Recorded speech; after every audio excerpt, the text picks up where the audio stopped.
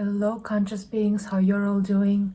My name is Aigeram and today I'm gonna react to this video called Sadhguru's Past 4 Lifetimes made by mystics of India. I already watched this video like 3 times, but I just love it so much. I'm gonna watch it again and yeah, anyways, let's get started.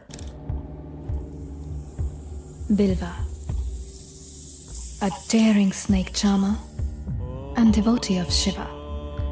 OMG, I'm actually so excited about the development of artificial intelligence that we can actually make videos like this. Like, it's amazing. Died from a cobra bite.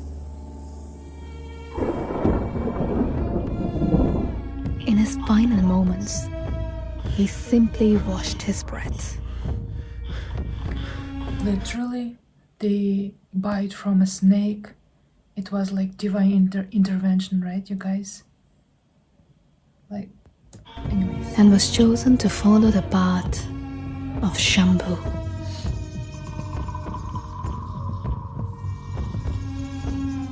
Reborn as a Shiva yogi, he spent the next 2 lifetimes in intense sadhana to become one with Shiva. And then, grace descended in the 2nd lifetime as Shiva yogi. The Guru arrives.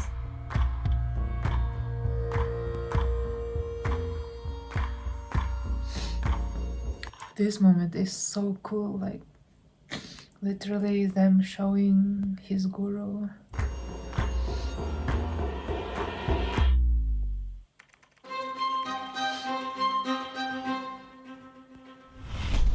If you are a skeptical type like me, looking at this young guy, you would also think, how could a dude who loved bikes, was a Bob Dylan fan,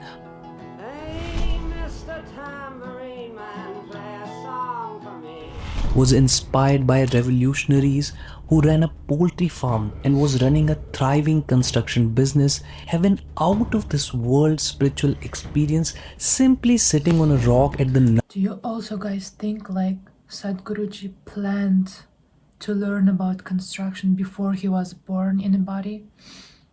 Because he knew he's gonna build a temple. now world famous Chamundi Hill, and that too without a guru, without decades of intense spiritual sadhana? And how did he go on to become the Sadhguru the world knows today? Yes, if you have these questions, there is a lot of backstory you don't know.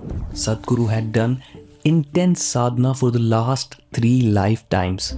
But wait, is reincarnation real? Yes. Every spiritual practitioner in the world would say yes. Every spiritual culture in the world takes it to be true. For instance, in Tibetan Buddhism, the phenomena of reincarnation is at the center of the tradition and the spiritual practice. It is observed that the soul is reborn in a new body to continue its journey toward enlightenment. After the 13th, Just not long ago, I actually learned that there is no such thing as death for a consciousness. Like when you die in this reality, you just like wake up from a nap in a different timeline or something. And I was like, OMG, that actually makes sense and it's so bizarre. Like there's no death. I still don't fully understand it, but it's interesting. Dalai Lama passed away, the monks of Tibet began looking for his reincarnation. The monks visited the sacred lake called Lamo Latsu, where as per the tradition, they meditated to get the visions to guide them to the next Dalai Lama. In these visions, they saw a house with turquoise tiles and a winding road, leading them to a small village called Taksir. In this village, there was a young boy named Lamo Thondup. The monks, pretending to be travelers, visited his home, following the signs from their visions. To see if the boy was the true reincarnation, they showed him objects that belonged to the 13th Dalai Lama. Without hesitation, the boy chose the correct ones, recognizing them as his own. This is how Lamo Thondop was recognized as the 14th Dalai Lama, chosen to lead his people with wisdom and kindness. Just as there is a theory of evolution for species on this planet proposed by Charles Darwin, there is also a process of evolution for consciousness or the soul. According to the yogic perspective, every being has a soul or Atma that goes through many bodies and lifetimes to evolve in consciousness and dissolve karmic substance, ultimately merging with the supreme consciousness that you can call God. In yogic culture, there have been countless instances of yogis who remembered their past lifetimes. Dr. Ian Stevenson was a psychiatrist. I actually want to mention this. You know, I watched one YouTube video of some student of Paramahansa Yogananda, and she said that Yogananda said he remembers one of his past life where he was a warrior. I forgot his name. He was like a really famous warrior in one of his past life, and he chose to reveal exactly that past life. And I wonder why. But also, Paramahansa Yogananda in his book said he was conscious in his mother's womb, like he was already born conscious. But Sadhguruji, I guess he chose not to be conscious, right? Even in his mother's womb, even after he was, I don't know. I just have a lot of questions. Psychiatrist who studied reincarnation for many years. He looked into cases where children talked about past lives and knew details about people who had died. Stevenson gathered many stories from around the world. He found that some children could correctly describe things they shouldn't have known about. After years of research, Stevenson concluded I don't remember any of my other lifetimes. that reincarnation seemed real, showing evidence that suggested life could continue after death. Yogis don't need any research to prove it, as they know it through their own experience. I think I must tell you something about the madness from where I come. After 2 lifetimes of heartbreaking sadhana, very intense, very truly heartbreaking sadhana. These 2 lifetimes, I was referred to by people as Shiva Yogi. And when it was needed, when my Guru appeared,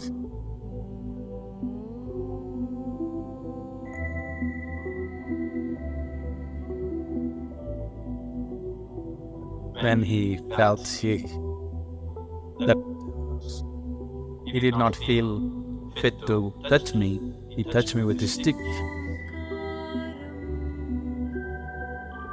And Actually, I have been very curious about this part.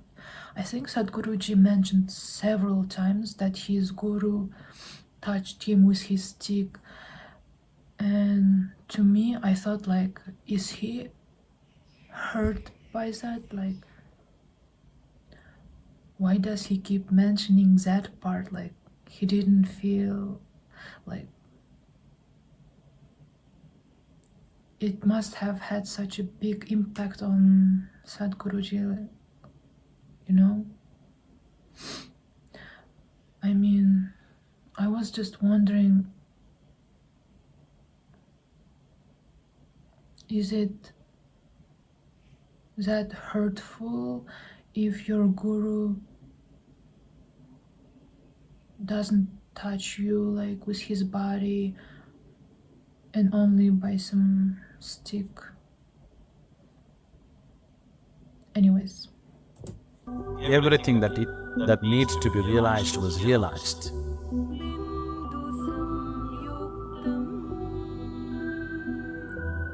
I was at the very peak of anything can be.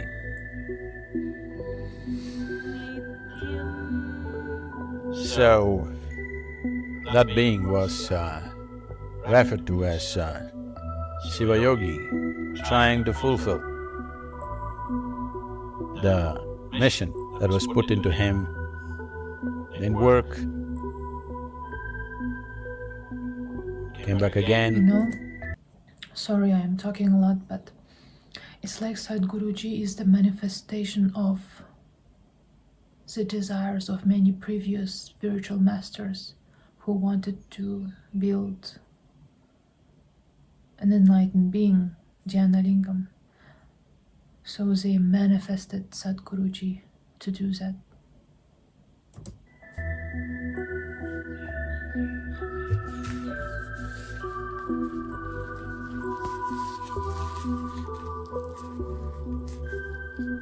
Sadhguru Sri Brahma tried very hard,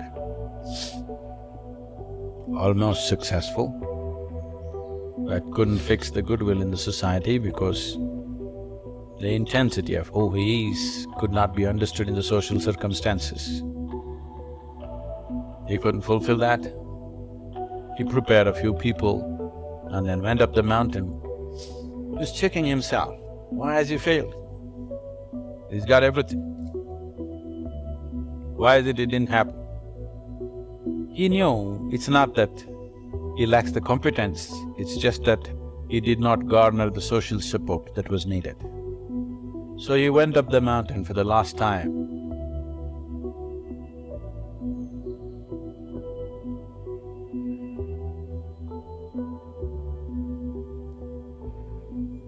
Before going up, he announced here at the foothills, a few of his disciples gathered.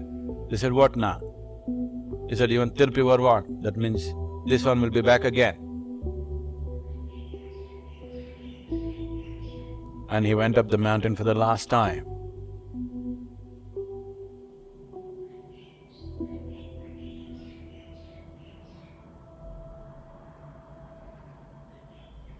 And he did a rare thing.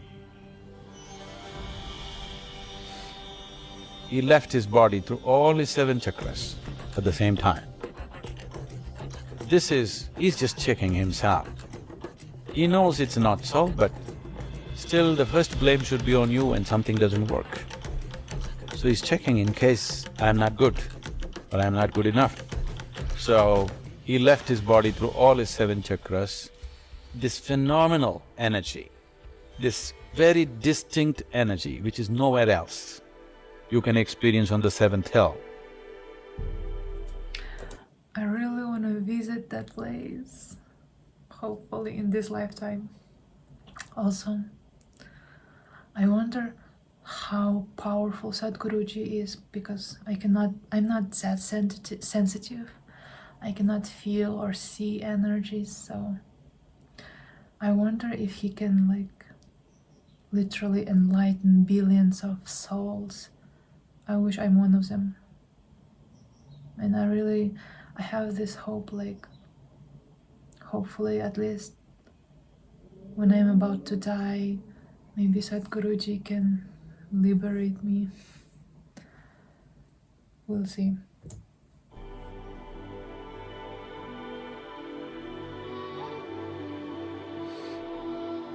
It's very, very different from anything that you would find anywhere. Distinctly different.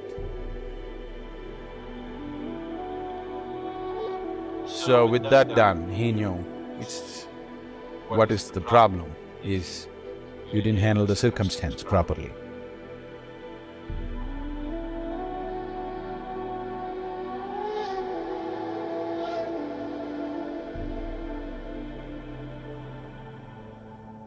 This round when we came, we planned everything. to a point where we decided a few people that I need, where they are born, in which home, how. Everything was planned, it went accordingly.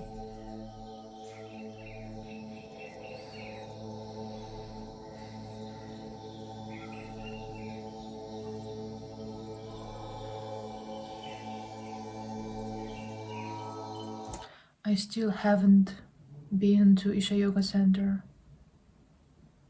Hopefully I can visit it in this lifetime. I really want to sit in meditation next to Dhyanlinga.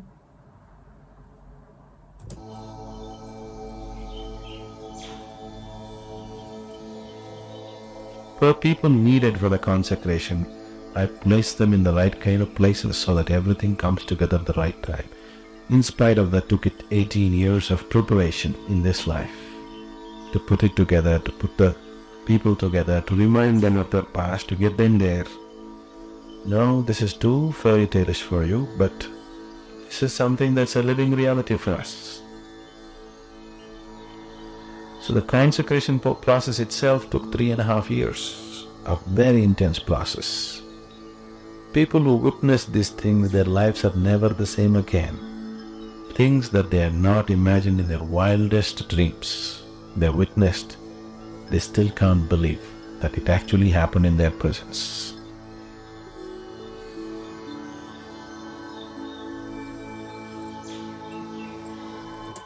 I can't believe I'm alive in a physical body when such a being like Sadhguruji is making all of this happen. Like, I'm so grateful.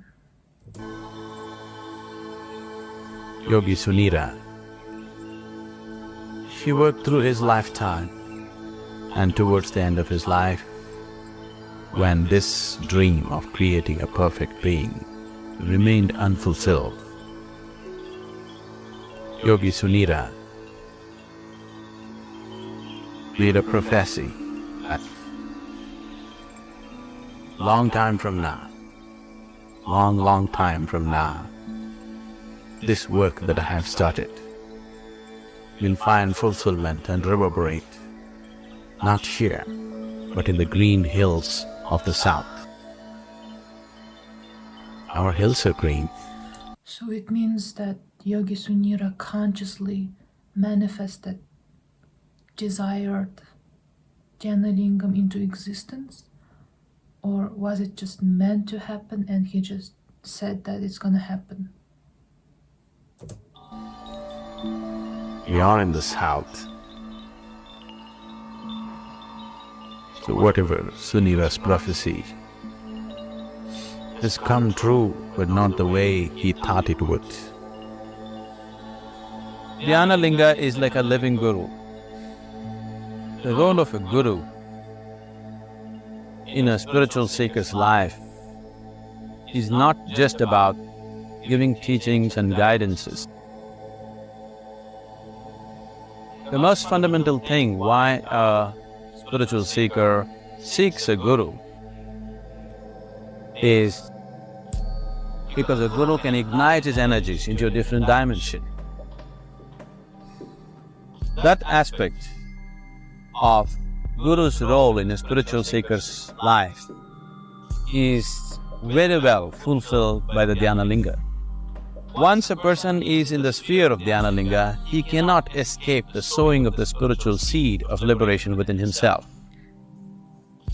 I wanna go.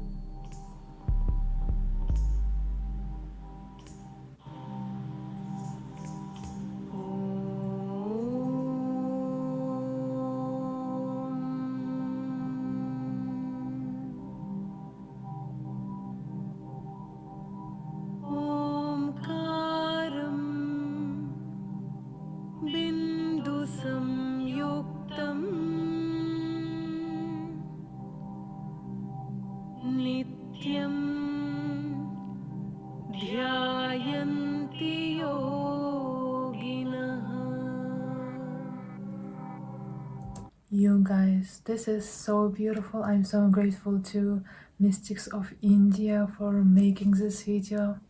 The AI videos at the beginning, when I saw it for the first time. Like, I was so excited. It was so beautiful, so amazing. And I learned some new stuff by watching this video about Sadhguruji, that he had a construction business. But anyways, also I have this question. I actually bought this snake ring and the Rudraksha in hopes that maybe Sadhguruji's energies could touch my energy. So I was just wondering, is that so? Like, Sadhguruji consecrated this. So I was just wondering. So if you know, please let me know in the comments. Also, I'm gonna link the original video in the description if you wanna watch it. So guys, thank you very much for watching this video, and if we do not meet in this physical reality, I guess I'll see ya all in a black hole. Have a good life. See ya, bye bye.